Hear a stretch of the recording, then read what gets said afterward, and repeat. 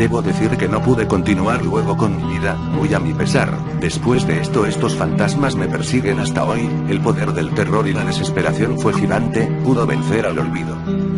Alguna persona más sosegada podría soportarse a sí misma luego de esto, la vida continuaría con una simple carga sobre sus hombros, pero ese no es el caso.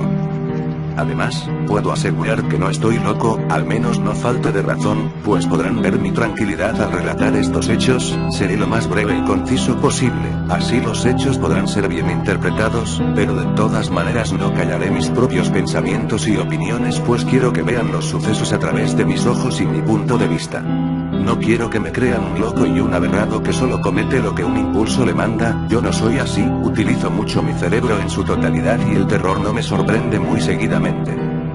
Pero en este caso el terror me derribó y me destruyó, me atacó por la espalda con sus garras puramente construidas con la sangre que cayó en ellas, sangre de los hombres excitables y estúpidos, como fui yo en ese caso.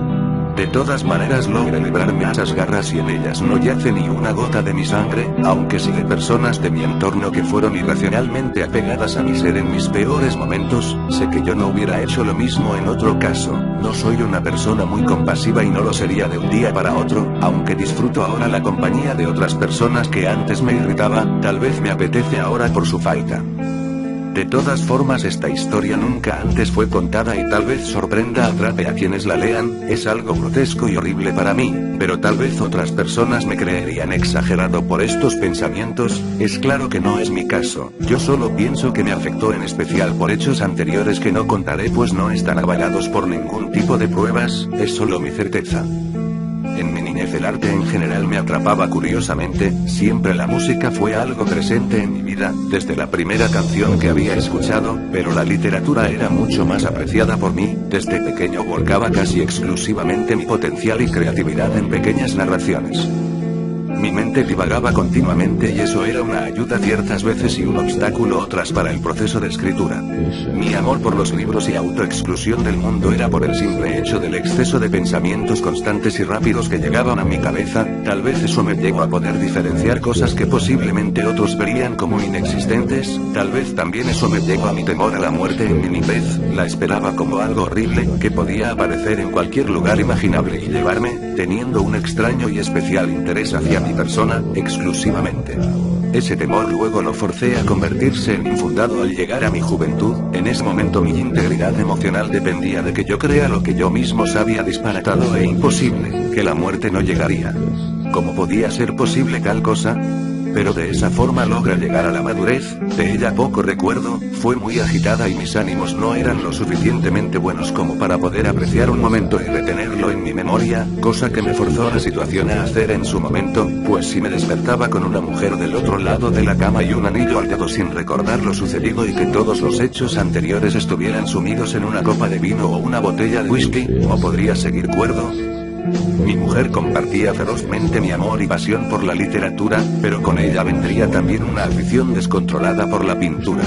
Pronto supe prácticamente lo mismo que ella sobre este arte, cada detalle, cada técnica, cada nombre. Mis recuerdos habían logrado ser menos difusos gracias a mi mujer, por eso lograba recordar sobre los cuadros, o tal vez la pintura me había quitado el alcohol por siempre y había puesto algo mucho más hermoso. Con mi esposa también llegó una nueva visión de la muerte, la cual tanto me acosaba en mis primeros años. Tome la idea de que la muerte es simplemente el final, como el final de una cena es lo que se espera y el final de cualquier otra acción realizada, por ejemplo beber, escribir, caminar, vivir. Claro, la muerte era eso, el sentido de la triste existencia que tienen los humanos, animales, plantas y toda clase de organismos sobre la tierra.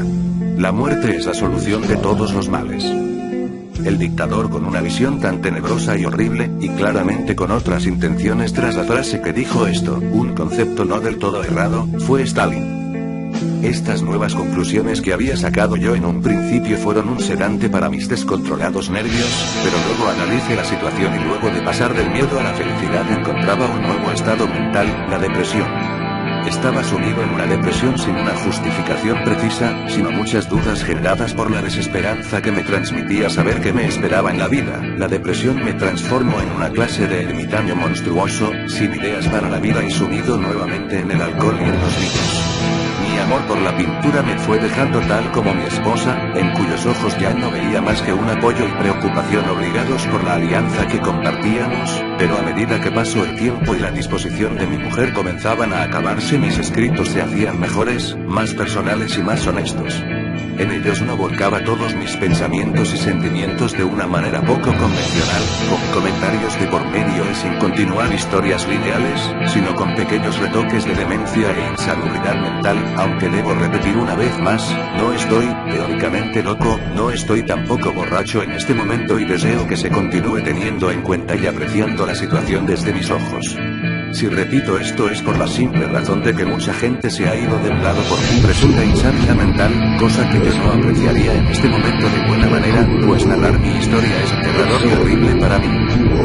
Noté que el amor de mi esposa había sido reemplazado por terror y esto me daba cuenta claramente de su molestia por mis pedidos y exigencias constantes que llenaban diariamente sus oídos. Aún yo no ejercía violencia física ni verbal sobre ella, pero mi poco movimiento y nula ayuda influía para mal en mi relación con mi mujer y yo era consciente de eso, lo que no significaba que hiciera nada para cambiarlo. Pensaba que simplemente era una etapa del matrimonio, que yo era inocente y que ningún pretexto que utilizara para dejarme sería válido, pero esos pensamientos no lograban convencerme y así fue como sus diarias quejas por mi exclusión y depresión fueron acumulándose dentro mío e irritándome, tanto que llegó un punto en el que mi subconsciente habló por mí y golpeó por mí.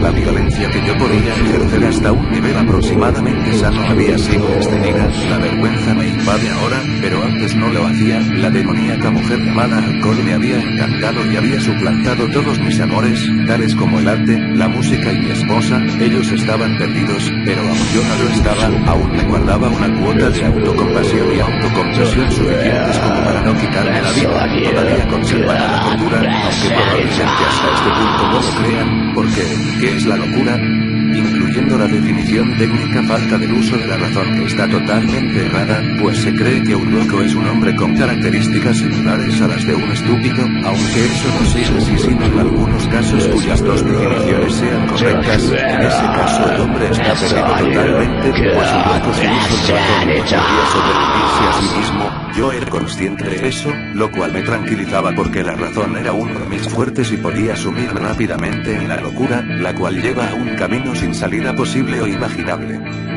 La razón invade una cabeza, la acecha, la observa y la destroza, la rebalsa hasta el punto en que ella se termina enfermando a sí misma, la locura, entonces es el uso excesivo de la razón. Finalmente la irritación que empezó a mostrarse en mí me llegó de la demostración excesiva de mi hombría a los deseos profundos de matar a mi mujer, no eran simples pensamientos pasajeros, mi mente planificaba detalladamente la manera correcta de hacerlo, aunque ninguna de esas maneras me daba convicción suficiente, las ideas más disparatadas eran descartadas rápidamente por la imposibilidad de llevarlas a cabo y las más simples eran descartadas por su mera simpleza. Quería que nadie sorprenda ni una pequeña mancha en el piso. En el inicio mi obsesión con este asesinato inició como una gran diversión, pero luego fue tomando forma de intento de homicidio, para luego convertirse en una idea seria. Comencé a evaluar diferentes opciones para la acción. Al definirla claramente la descartaba y luego volvía sobre la misma. Así pasó medio mes, mi interés se había transformado en ansias de que el momento llegue. Esas 2 semanas nuestra relación mejoró, muy probablemente por mis intenciones de asesinato. Mi proceder logró ser efectivo, me volví muy atento y comprensivo, logré ver nuevamente amor entre nosotros, pero eso no me podía distraer, yo debía cometer el homicidio, los planes estaban hechos y yo debía llevarlos a la práctica, se habían convertido en una obligación impuesta por mí mismo, pero no puedo asegurar que el alcohol me obligó a hacerlo, pues durante esas 2 semanas ni siquiera tiempo me quedó para el alcohol, estaba demasiado pendiente de mi esposa y no causar una gran impresión en ella, cosa que logré fácilmente. Hoy todavía me cuestiono al recordar su sonrisa de fascinación al pensar que todo se estaba reparando, con una ingenuidad que a mí me dibujaba una sonrisa aún mayor. Finalmente llegó el día en que mis planes finalizaron y mi paciencia no soportaba más, mi excitación se debía más al tiempo de planificación que al hecho mismo, esto último había perdido mi interés real, no veía ya razón o pretexto para lo que iba a hacer, pero no perdía su cuota de diversión.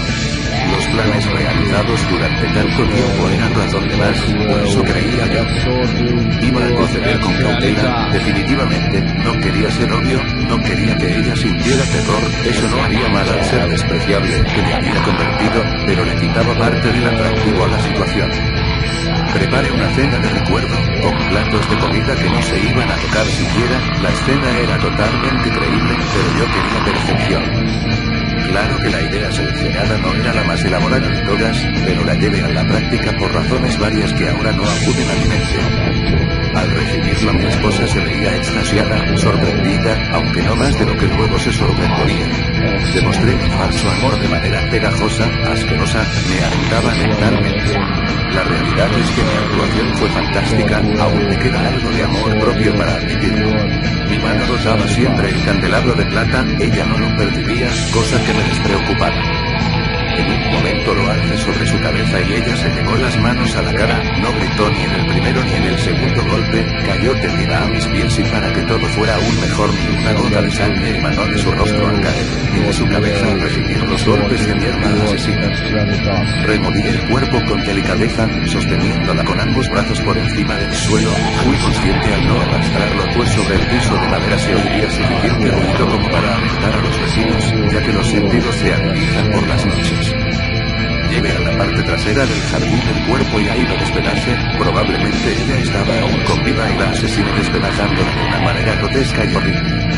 Allí la enterré y me aseguré de no dejar rastros, de eso me ocupé el resto de la noche, al amanecer me propuse descansar y fui a la cama con una sonrisa en mi rostro. En la mañana siguiente, al despertar me cercioré nuevamente de que todo siguiera en orden y luego decidí informar sobre su muerte a todos los familiares y amigos, no evadí el detalle de que no habría funeral porque su muerte había sido tan abrupta que antes de hacer la despedida de su cuerpo debimos asimilar lo sucedido. Para cuando todos se pregunten sobre mí, habría desaparecido del ojo humano.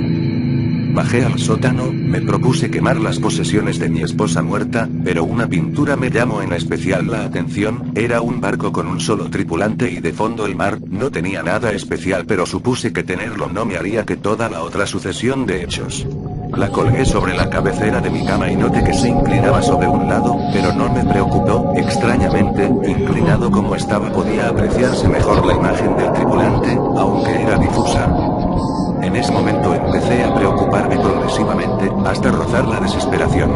El tripulante era una mujer y tenía algo que yo podía reconocer.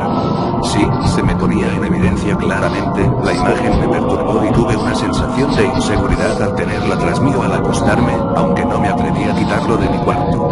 Lo apoyé del otro lado, viendo directamente hacia mí cuando estuviera durmiendo.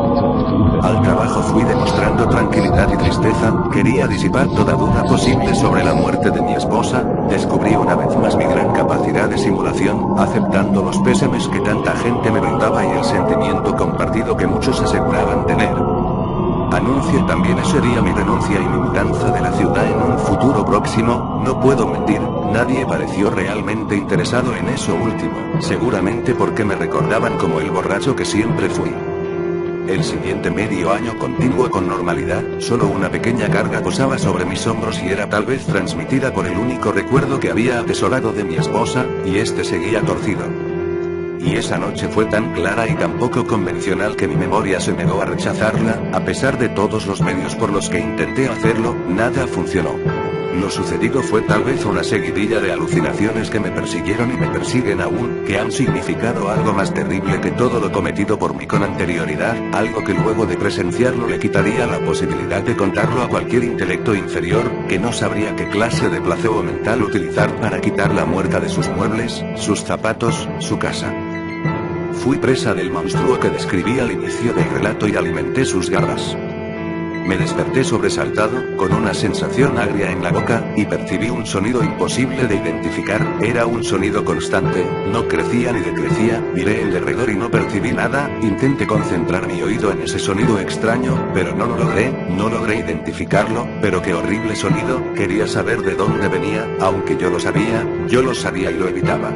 Dirigí la mirada a esa pared y oí claramente lo que me atormentaba, oí garras, oí un grito ahogado, dolido, fantasmal, miré la pintura, algo la golpeaba desde adentro, pero eso era imposible, el cuadro es plano, no tiene profundidad, esos pensamientos no me convencían, y el sonido del óleo rajado me los quitó de la cabeza, oí las garras atacándolo y destrozándolo, y luego oí una voz fina, inconfundible, sonaba reprochante, me atacaba, me buscaba. Y luego vi saliendo de dentro del cuadro, rajándolo y destruyéndolo, seguido de un grito agudo y escalofriante, el rostro de mi mujer.